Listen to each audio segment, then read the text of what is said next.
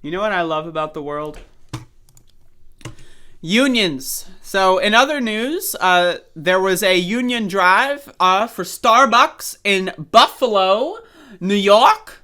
And they won, folks. They won bigly. So let's read. This is from AP. In a first, Starbucks workers agree to a union in Buffalo, New York. Starbucks workers at a store in Buffalo voted to unionize on Thursday, a first for the 50-year-old coffee retailer in the United States, and the latest sign that the labor movement is stirring after decades of decline.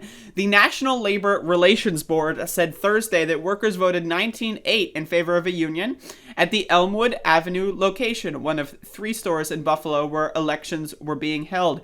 A second store rejected the union in a vote of 12-8, but the union said it might challenge the result because it wasn't confident all of the eligible votes had been counted. The results of the third store could not be determined because both sides challenged 7 separate votes. So I want to be very clear. This is a multifaceted statement that I'm about to make. If you vote against a union, you are misinformed. There is no like, oh, I have a different opinion. No, you're dumb. If you vote against the union, you're just dumb. And I'm not necessarily saying that makes you a bad person, right? Because these corporations will literally spend look at Amazon and the Bessemer, Alabama union drive that happened earlier, right?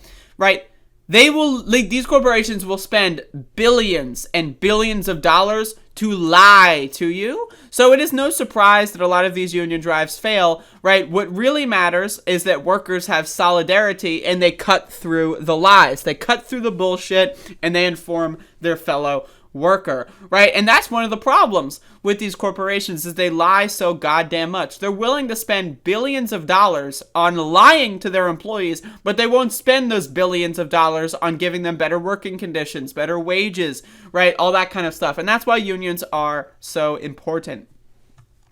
Starbucks and Workers United, the union vying to represent the workers, have 5 business days to submit their objections to the election results, the Labor Board said.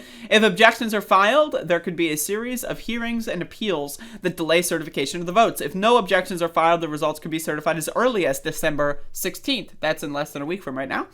If the Labor Board certifies the results and one or more of the stores unionize, they would be the first Starbucks-owned stores in the U.S. to be represented by a union. The company has actively fought unionization at its stores for decades, saying its stores function best when it works directly with employees. Yeah, of course they're saying that. The election comes at a time of heightened labor unrest in the U.S. Striking cereal workers at Kellogg Co. rejected a new contract earlier this week. Thousands of workers were on strike at Deere & Co. earlier this fall. And the U.S. Labor Board, and by the way, I believe they did get a contract and they won their strike. And the U.S. Labor Board recently approved a redo of the union vote at the Amazon warehouse in Alabama after finding the company pressured workers to vote against the union, which is what I was mentioning earlier. Labor shortages are giving workers a rare upper hand in wage negotiations, and Dan Graff, director of the Higgins Labor Program at the University of Notre Dame,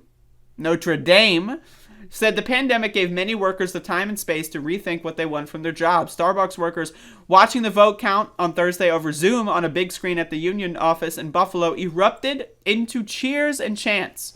I believe I've got a video in another tab. Let me go get that real quick. But again, you love to see it, folks. I don't know what else to say. But you love to see it. It's just great stuff. It's just really good. Here we go. So we got Bernard, good old Bernard tweeting this out. So this is the reaction to the union vote.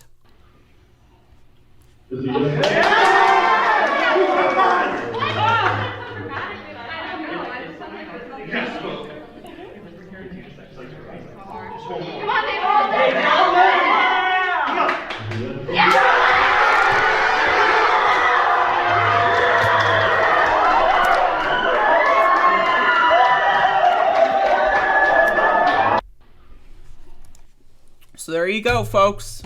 Back on top.